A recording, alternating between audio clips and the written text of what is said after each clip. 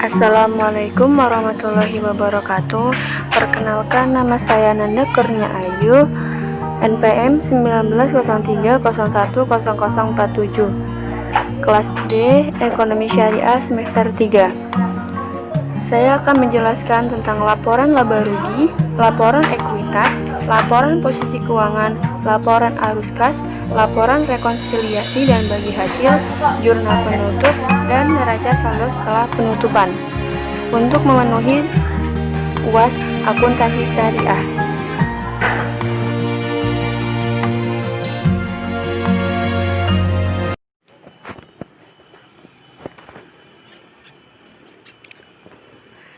Saya akan menjelaskan tentang laporan laba rugi BPRS Rahma periode Desember 2019.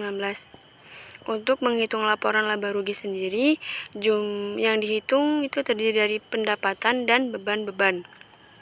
Di sini pendapatan murabahah sebesar 1 miliar, pendapatan dari sewa itu terdiri dari pendapatan ijarah sebesar 100.000, pendapatan bagi hasil terdiri dari pendapatan bagi hasil musyarakah sebesar 5 juta, dan pendapatan bagi hasil mudharabah sebesar 208 juta. Serta pendapatan usaha utama lainnya sebesar 134 juta. Pendapatan operasional lainnya sebesar 310 juta. Semua pendapatan tadi, pendapatan murabahah, pendapatan ijarah, pendapatan bagi hasil musyarakah, pendapatan bagi hasil mudharabah, pendapatan usaha utama lainnya, dan pendapatan operasional lainnya itu ditambah.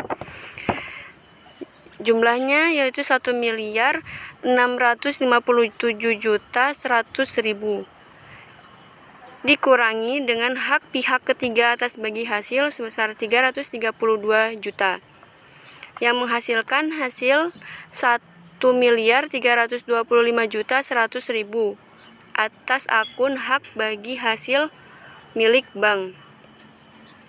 Selanjutnya, menghitung beban usaha yang terdiri dari beban gaji kepegawaian 359 juta, beban ADM dan umum sebesar 136 juta, beban usaha lain-lain sebesar 51 juta. Dan zakat.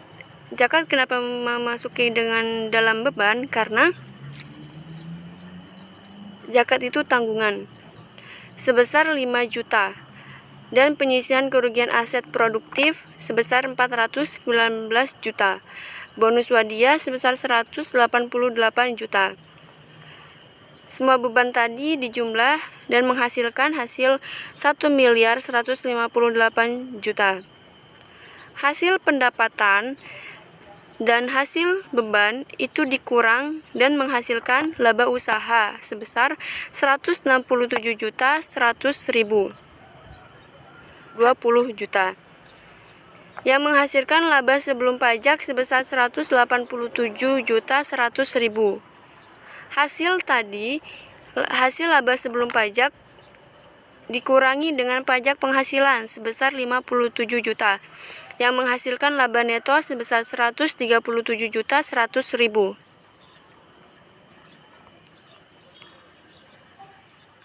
Selanjutnya yaitu laporan ekuitas. Laporan perubahan ekuitas pada BPRS Rahma periode Desember 2019 yang dihitung dalam laporan perubahan ekuitas yaitu terdiri dari modal saham sebesar 318 juta, laba ditahan belum 2012 yang sudah ditentukan penggunaannya sebesar 301 juta, laba ditahan tahun 2012 yang sudah ditentukan penggunaannya sebesar 227.000, laba ditahan tahun berjalan yang sudah ditentukan penggunaannya sebesar 143.000, serta laba tahun berjalan yaitu hasil dari laporan laba rugi tadi sebesar 137.100.000. Semua ini dijumlah, ditambah, dan menghasilkan modal akhir sebesar 756.470.000. Selanjutnya yaitu laporan posisi keuangan. Laporan posisi keuangan. Laporan posisi keuangan di sini dibagi menjadi dua, yaitu aktiva dan pasiva. Yang pertama, aktiva. Aktiva ini terdiri dari jumlah aset. Jumlah asetnya itu terdiri dari kas, penetapan pada BI, giro pada bank lain, penyisihan kerugian giro pada bank lain, efek-efek, penyisihan kerugian efek, piutang, pembiayaan, pinjaman, aset tetap, akumulasi penyusutan aktiva tetap, aset lain-lainnya, dan menghasilkan jumlah aset.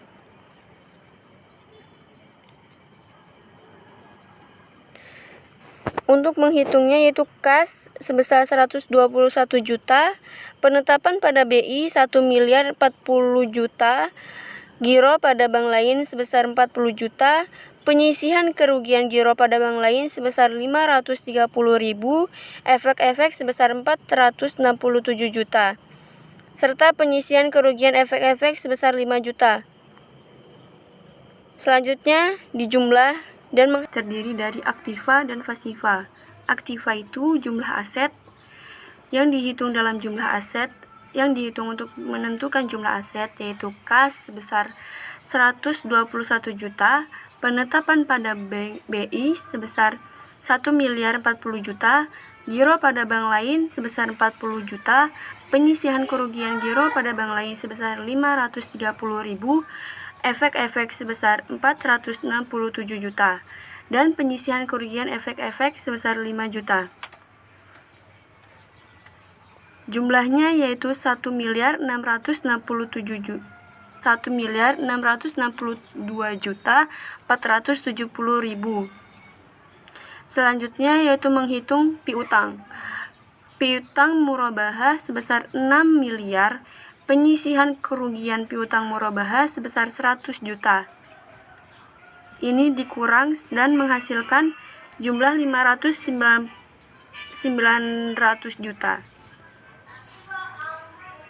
Selanjutnya pembiayaan, yaitu pembiayaan mudharabah sebesar 871 juta, penyisihan kerugian pembiayaan mudharabah sebesar 57 juta, pembiayaan musyarakah sebesar 43 juta, dan penyisihan kerugian pembiayaan musyarakah sebesar 856 juta.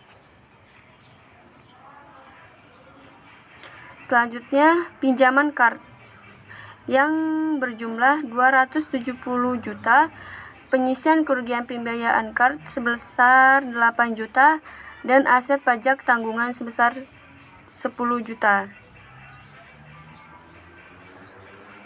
Dijumlah dan menghasilkan 2.772 juta.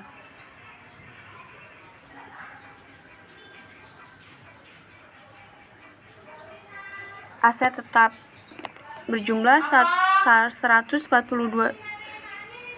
Aset tetap berjumlah 148 juta.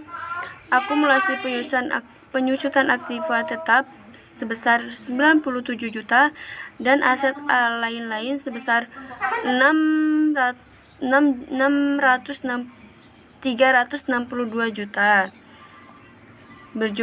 Dijumlah dan menghasilkan 413 juta. Jumlah aset 9 miliar 103 juta 470.000, yang merupakan jumlah dari sini dan sini, dari sini dan sini, dan ini ditambah dan menghasilkan jumlah aset ini.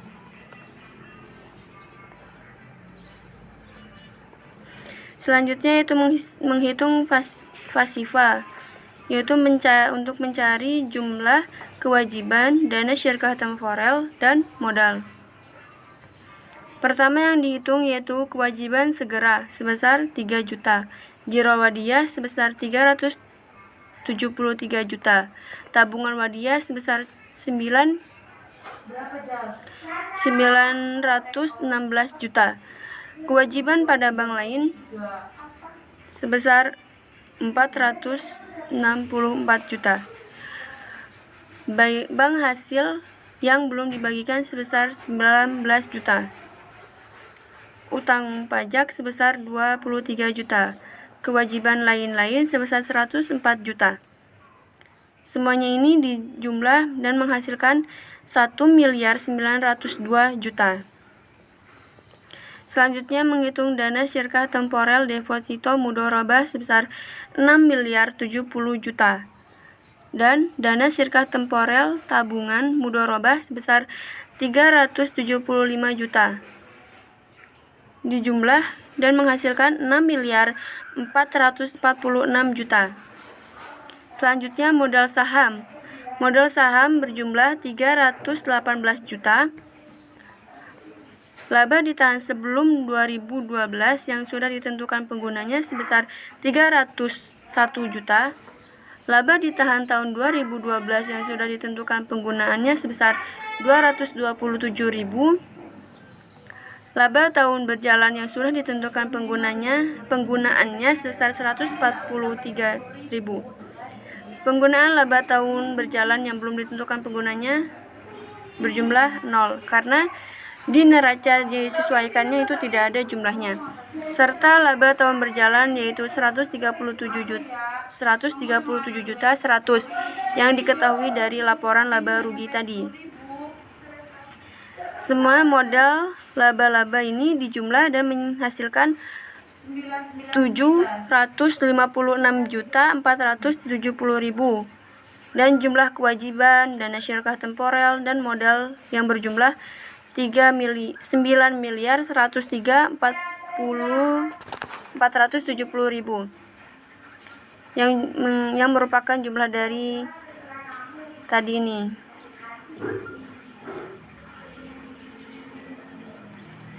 Antara aktiva dan pasiva itu jumlahnya harus balance, di mana jumlah aktiva itu harus sama dengan jumlah pasiva. Kemudian begitupun sebaliknya, jumlah pasiva harus sama dengan jumlah aktiva.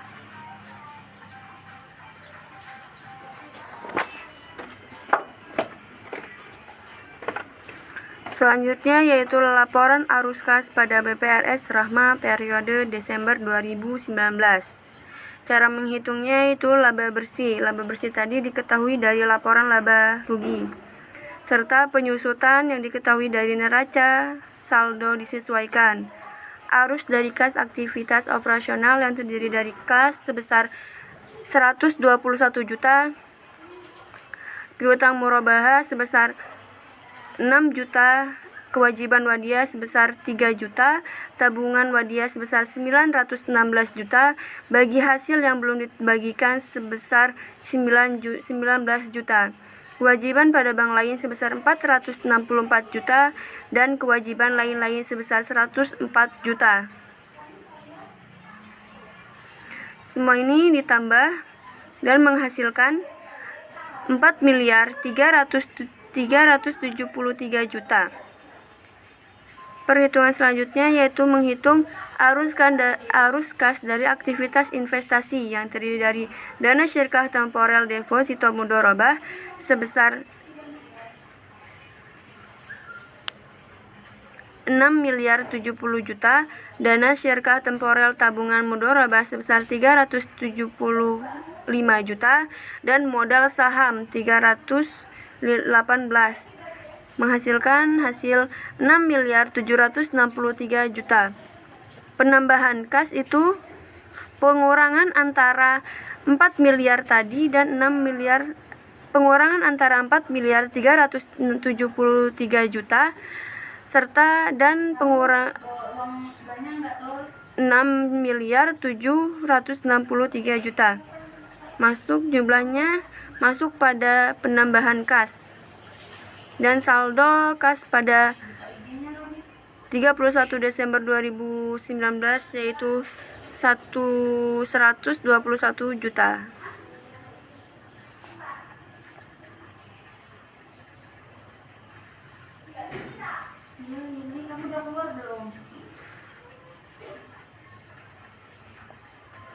Selanjutnya yaitu laporan rekonsiliasi dan bagi hasil BPRS Rahma periode Desember 2019.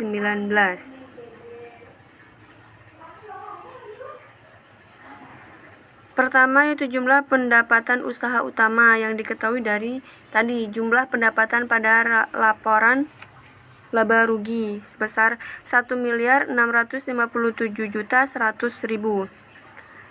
Pengurangan pendapatan tahun berjalan yang kas atau setara kasnya belum diterima sebesar Rp0. Jumlah penambahan yang tersedia untuk dibagi sebesar 0.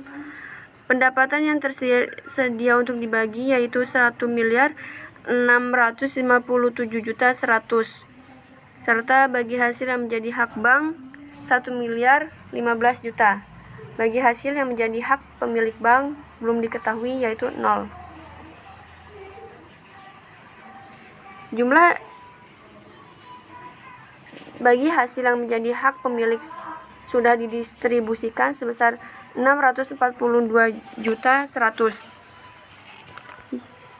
Jumlahnya ini diketahui dari pengurangan antara pendapatan yang tersedia untuk dibagi dan bagi hasil yang menjadi hak bank.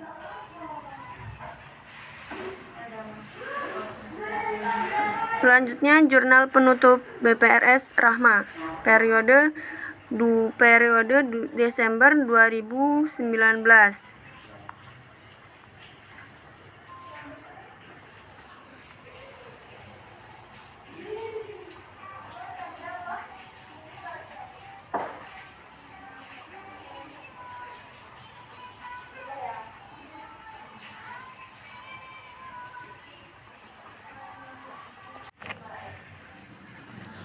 Selanjutnya yaitu jurnal penutup BPRS Rahma periode Desember 2019. Untuk menghitung jurnal penutup sendiri yaitu jumlah pendapatan dan beban-beban dan ikhtisar laba rugi. Ikhtisar laba rugi ini didapat dari penjumlahan pendapat dan penjumlahan pendapatan dan penjumlahan dari beban dan laba yang ditahan. Laba yang ditahan ini yaitu laporan dari laba rugi tadi. Nah, seperti ini perhitungannya.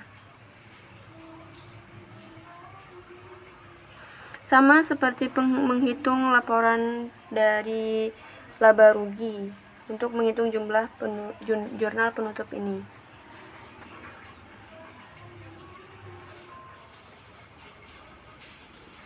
Selanjutnya neraca saldo setelah penutupan BPRS Rahma periode Desember 2019. Untuk menghitungnya yaitu yang ada di neraca saldo disesuaikan itu dihitung dan jumlah ditambah laba bersih dari laporan laba rugi serta jumlah antara jumlah debit dan kredit itu harus balance, yaitu seperti ini balance dan ini. Kalau tidak balance berarti tidak berhasil.